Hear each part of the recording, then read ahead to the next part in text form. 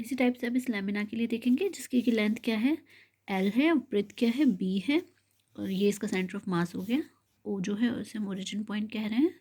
तो पूछा है about an axis in its own plane, इसके खुद के प्लेन में, parallel to one of the sides and passing through the centre of mass.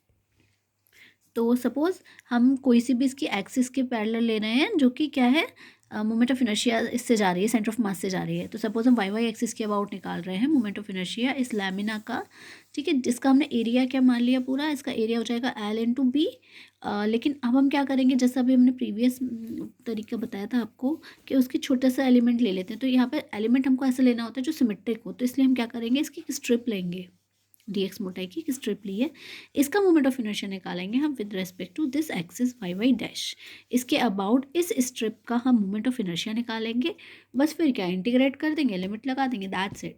तो इसके लिए हम इसका मास पर यूनिट एरिया निकालेंगे, मान लीजिए कि वो सिग्मा है, वो हमने क्या मान लिया, मास पर यूनिट एरिया सिग्मा है इसका और मास ऑफ द स्ट्रिप क्या हो जाएगा, सिग्मा बी डी एक्स, क्योंकि मास यूनिट एरिया का कितना है, सिग्मा, यूनिट एरिया का मास कितना है, सिग्मा, और डी एक्स स्ट्रिप की मोटाई है, तो ये कितना हो जाएगा, मास इस स्ट्रिप का पूरा सिग्मा बी डी एक्स।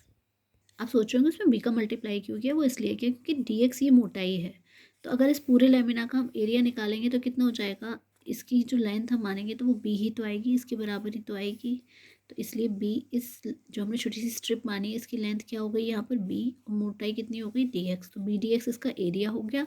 चूँकि इस लैमिना का जो मास पर यूनिट एरिया है वो हमने सिग्मा माना है, तो बी डी एक्स एरिया का कितना हो जाएगा, सिग्मा टाइम, तो इसलिए यहाँ पर हमने इसे सिग्मा बी डी एक्स किया था। अब मोमेंट ऑफ इनर्शिया निकालेंगे वाई वाई डैश के अबाउट, तो वही एम एक्स स्क्वायर, मास जो अभी ये निकाला sigma B D X, X square यानी दूरी उसकी, जो स्ट्रिप आपने मानी है उसकी एक्सिस ऑफ डिटर्मिनेशन से परपेंडिकुलर डिस्टेंस एक्स हो गई। तो बस वैल्यूज़ लगा दी है, इंटीग्रेट कर दिया है, वही लेंथ वही -L/2 से +L/2 तक जैसे रॉड में ली थी, बस इंटीग्रेशन कर दिया, सॉल्व कर दिया, वैल्यू सब्स्टिट्यूट कर दी। ये मैंने बताया ही था कि जब लिमिट -a से +a तक होती है तो -a को हटा के 0 कर देते हैं, यहाँ पर ट्वाइस कर देते हैं। तो बस इंटीग्रेशन सॉल्व किया, ये आ गया। दूसरा केस निकालना था about an axis in its own plane and passing through one of its ends.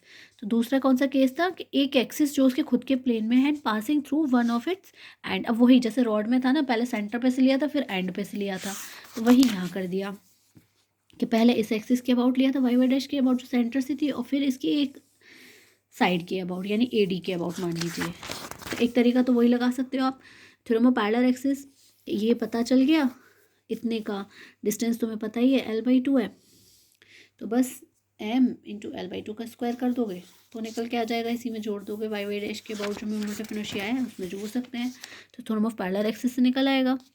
I think इन्होंने यही किया है, हाँ, using theorem of parallel axis, तो यही कर देना है बस। आई वाई अभी निकाल ही था ऊपर, इसमें इंटू दिस कर दिया, सॉल्व करा, ये आ गया। तो लैमिना का ये होता है और वैसे ये होता है, ठीक है, एक साइड के अबाउट ये होता है, सेंटर से पास होने वाले एक्सिस के अबाउट ये होता है।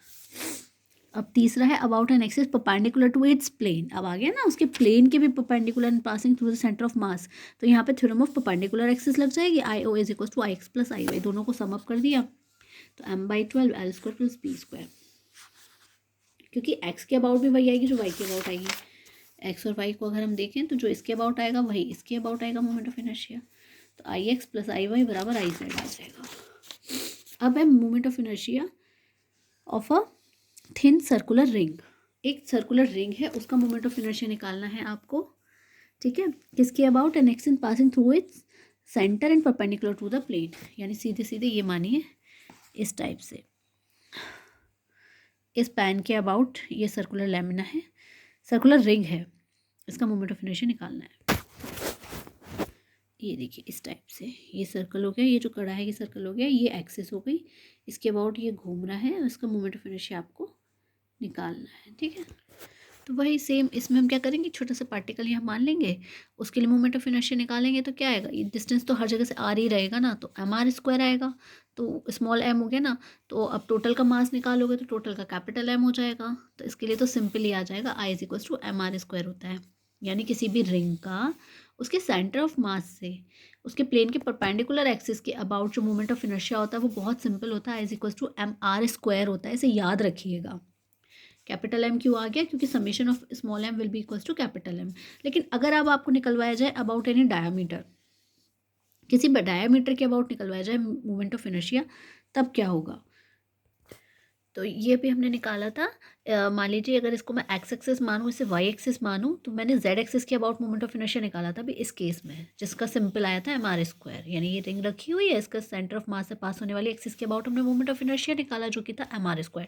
लेकिन नेक्स्ट केस में आपसे वो ये पूछ लें कि आप रिंग का डायमीटर के अबाउट मोमेंट ऑफ इनर्शिया बताइए, तो डायमीटर तो उसका कोई सा भी हो सकता है, ये वाला हो सकता है, ये वाला हो सकता है, ये भी आपस में परपेंडिकुलर है। तो मैं किसी भी डायमीटर के अबाउट निकालूंगी तो मोमेंट ऑफ इनर्शिया तो सिमिलर आएगा, क्योंकि सिमेट्री है इसमें। तो कोई सा भी डायमीटर ले लो, चाहे ये वाला ले लो चाहे ये वाला ले लो, सबका सेम ही आएगा। मान लीजिए आई आया, मान लीजिए एक्स एक्सिस के अबाउट, एक्स वाला जो डायमीटर एक्स एक्सिस के अलोंग, उसके about moment of inertia I आया। सिमिलरली वाई एक्सिस के अबाउट, वाई एक्सिस वाला जो ये डायमीटर है इसके अबाउट भी मोमेंट ऑफ इनर्शिया कितना रहेगा? आई। तो अब मैंने जो अभी निकाला था वो निकाला था जेड एक्सिस के अबाउट। मैंने जो मोमेंट ऑफ इनर्शिया निकाला था वो निकाला था बच्चों जेड एक्सिस के अबाउट। ठीक है, एक्स के अबाउट वाई के अबाउट सिमिलर रहेगा आई आई। तो अब अगर मैं यहाँ पे theorem of perpendicular axis apply करूँ तो आपकी I Z should be equal to I X plus I Y, यानी आई प्लस आई यानी कि 2i। तो 2i is equal to mr²। I Z mr² तभी लास्ट केस में हमने निकाला। तो सिंपली आई कितना आ जाएगा आपका, इस इक्वेशन से सॉल्व किया तो mr²/2। तो यानी कि रिंग का, सिंपल रिंग का जो मोमेंट ऑफ इनर्शिया होता है ना, वो उसके डायामीटर के अबाउट तो होता है हाफ mr², है ना। लेकिन सेंटर से पास होने वाले एक्सिस के अबाउट क्या होता है? Full mr²। तो ये याद रखने हैं आपको, और डेरिवेशन भी आती है तो ये सॉल्व करके उसमें दिखानी होगी।